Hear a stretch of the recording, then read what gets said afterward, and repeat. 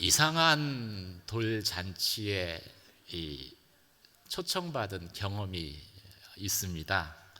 이 잔치 음식도 많이 준비가 됐고요. 또 사람들도 많이, 축하객들도 많이 왔어요. 한 번뿐인 돌이기 때문에 여러 가지 이벤트들도 있었습니다. 한참 이 순서들이 진행되면서 잔치의 분위기가 무르익고 있었고, 저는 이제 예배를 준비하기 위해서 예배 드릴 준비를 하고 있었습니다. 부모님 얼굴하고 딱 마주쳤는데 이 부모님 얼굴이 갑자기 사색이 돼 있는 거예요. 왜 그럴까요? 잔치 주인공이 보이지 않았기 때문입니다. 엄마 아빠 되시는 분이 이 축하객들 인사하느라고 아이를 시어머니께 맡겼어요. 시어머니가 화장실을 가셔야 돼서 친척 누군가에게 그 아기를 맡겼어요. 그런데 예배를 드려야 되는데 아이가 안 보이는 거예요. 물론 조금 시간이 지나서 아이를 찾고 무사히 예배를 드릴 수 있었지만, 하마터면 주인공 없는 돌잔치가 될 뻔한 것이지요.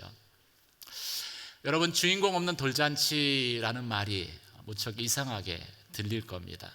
그런데 오늘날의 크리스마스가 이렇게 변해가고 있다는 사실을 알고 계시는지요?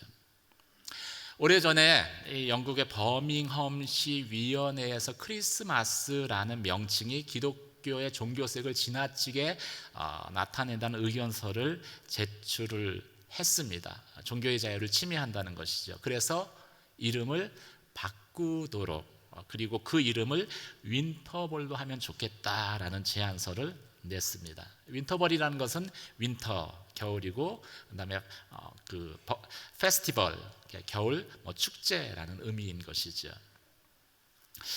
미국에서도 이미 메리 크리스마스라는 말 대신에 해피 홀리데이라고 쓰는 것을 권고를 하고 있습니다. 이런 여러 가지 현상들을 볼 때 크리스마스는 더 이상 예수의 탄생을 축하하는 절기가 아니라 연말연시의 흥겨운 축제를 상징하는 그런 날로 변해버린 것이죠.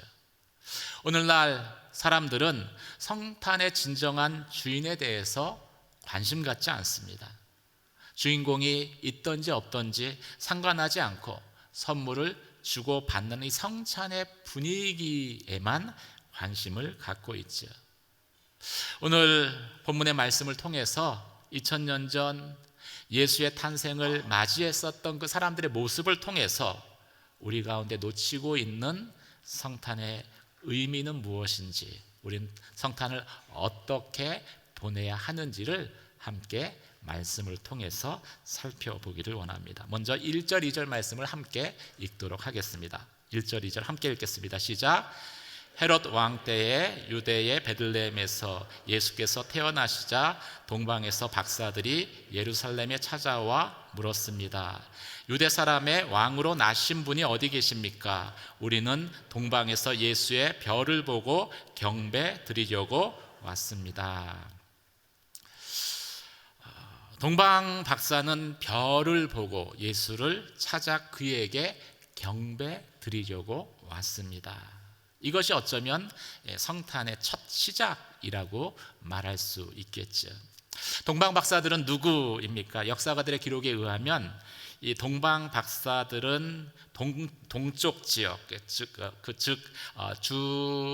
전 7세기경에 이스라엘의 동쪽인 메소포타미아 지역의 메데파사 족속의 후손으로 알려져 있습니다. 이 파사라는 것은 이후에 페르시아 제국을 이루죠. 가장 큰 제국을 이루게 됩니다. 그런 그 지역의 이 박사라는 신분은요, 별을 보고 점을 치는 사람들로, 오늘날로 말하면은 점성술을 연구하는 사람이라고 이해하면 됩니다. 그런데 그 사람들이 그냥 별 보고 점치는 학자이면서 이 사람들은 동시에 각 지방을 다스리는 행정관리였습니다. 많은 권력을 가지고 있었고, 그래서 여행할 때 항상 군인들과 그리고 자신들의 노예들을 거느리고 다녔던 그러한 사람들입니다. 그런데 예루살렘에 한 명도 아닌 3명의 박사와 그 박사들이 이끄는 그 일단의 그 무리들이죠. 호송단이 이 작은 도시에 나타난 거예요. 예루살렘은 떠들썩해졌을 것입니다. 그리고 그곳을 다스리고 있었던 헤롯에게도 이것은 어마어마한 사건이고 또 그의 위협이라고 느꼈을 것입니다. 그래서 헤롯 왕이 무슨 일로 왔느냐라고 박사들에게 묻습니다. 그러자 박사들이 유대 왕으로 나신 이를 우리가 경배하러 왔다라고 대답을 하죠. 여러분, 성탄의 주인공 되시는 예수는 이스라엘의 왕으로, 유대인의 왕으로, 이스라엘의 왕으로 오셨습니다. 그리고 그 예수는 이방 페르시아의 권력자들에게도 경배 받으시는 분이십니다. 경배 대상이 되시는 분이시지요. 이 땅에 오신 예수 그리스도, 그분은 어떤 분이십니까? 우리 믿는 자들 뿐만이 아니라 믿지 않는 사람들에게도 왕이 되시며 그리고 경배를 받으시기에 합당한 분이시다라고 오늘 성경은 말씀하고 있습니다. 그리고 성탄은 그 예수님께 합당한 경배를 드리는 날입니다. 사랑하는 성도 여러분, 이 땅에 왕으로 오신 예수 그리스도께 경배하는 귀한 성탄 주일이 되시길 주님의 이름으로 축원합니다. 그런데 이 오늘날 같이 2000년 전에도 사람들이 예수를 찾았지만 각기 다른 목적으로 찾았다는 것을 성경은 말씀하고 있습니다. 7절, 8절, 9절 말씀을 함께 읽겠습니다. 시작. 그때 헤롯은 몰래 박사들을 불러 별이 나타난 정확한 시간을 알아냈습니다. 헤롯은 박사들을 베들레헴으로 보내며 말했습니다. 가서 샅샅이 뒤져 그 아기를 꼭 찾으라. 그리고 아기를 찾자마자 나에게도 알리라. 나도 가서 아기에게 경배할 것이다. 박사들은 왕의 말을 듣고 다시 길을 떠났습니다. 그런데 동방에서 보았던 그 별이 그들보다 앞서가서 아기가 있는 곳 위에 멈춰 섰습니다. 이 박사들의 말에 헤롯은 당황할 수밖에 없었습니다. 내가 지금 유대의 총독이 돼 또 다른 유대의 왕이 난다라고 말했기 때문이죠. 헤롯은 자신의 마음을 숨긴 채 이 박사들을 떠나 보내면서 아기 예수를 만나게 되면은 자신에게 꼭 알려달라. 나도 그 예수께 경배하고 싶다라고 당부를 하고 떠나보내죠. 동방 박사도 예수를 찾고 헤롯도 예수를 찾습니다. 2000년 전에도 오늘날처럼 많은 사람들이 예수를 찾습니다. 서기관과 바리새인들도 예수를 찾습니다. 예수가 어디서 날 것인가를 연구하며 예수를 찾지요. 이처럼 오늘날 또 2000년 전 모두 예수를 찾고 예수가 찾는 목적은 다 제각각이라고 성경은 말씀합니다.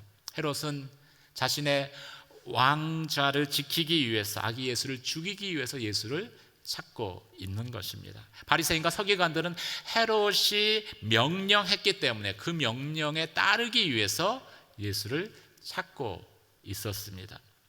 동방 박사들은 예수께 경배하기 위해서 예수를 찾고 있었습니다. 오늘날도 어쩌면 모든 사람들, 이 지구상의 모든 사람들이 다 성탄을 기다립니다. 그런데 2000년 전과 오늘날이 똑같습니다. 각기 기다리는 목적이 다르기 때문이죠. 사업을 하는 사람은 돈을 벌 피크타임, 시즌이기 때문에 물건을 팔기 위해서 성탄을 기다립니다. 또 어떤 사람은 축제이기 때문에 그 분위기가 좋아서 성탄을 기다리죠. 어떤 사람은 선물을 받으려고 성탄을 기다립니다. 모두 다 한 목소리로 메리 크리스마스라고 예수의 이름을 축하하며 또 성탄 선물을 주고 받습니다. 그런데 그걸로 끝이에요.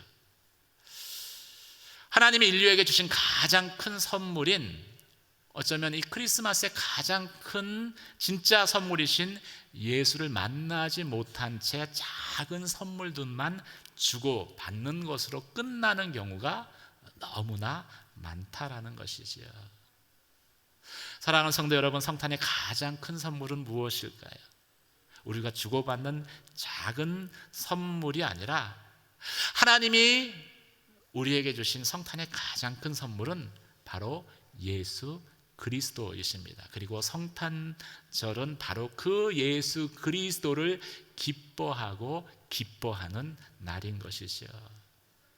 올 한 해 많은 일들을 겪으셨을 것입니다. 힘들고 어려운 일들도 있으셨을 것입니다. 하지만 그 모든 시간들을 뒤로 한 채 이 성탄절에는 가장 귀한 선물로 오신 주님을 기억하는 저와 여러분이 되시길 주님의 이름으로 축원합니다.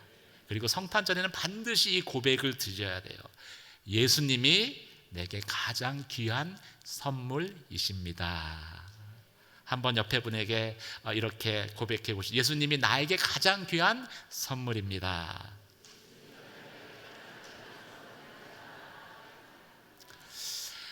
이 고백을 다 함께 하는 성탄절 되기를 바랍니다.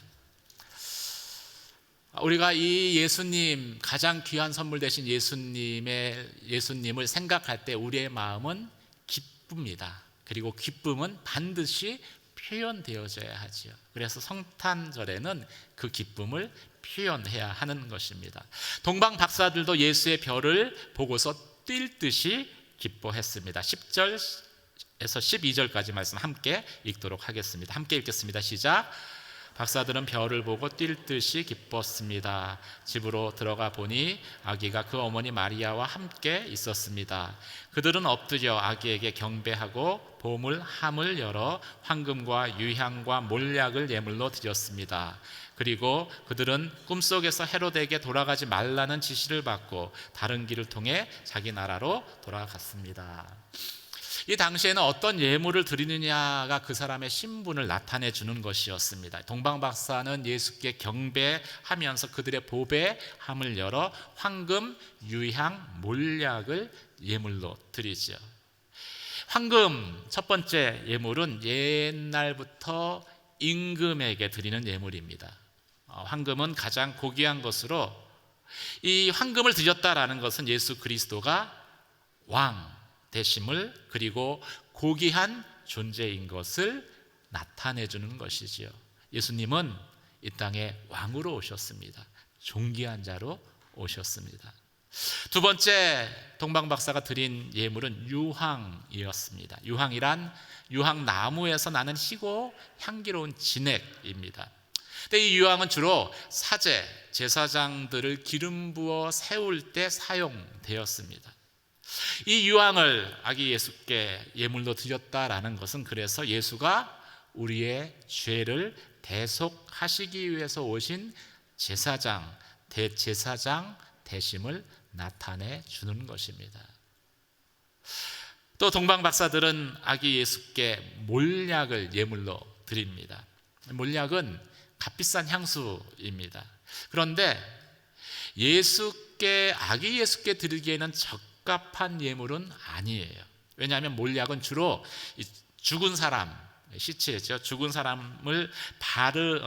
사람에게 바르는 약으로 시신을 정결케 하고 부패를 막기 위한 용도로 바르는 그러한 약이었기 때문입니다.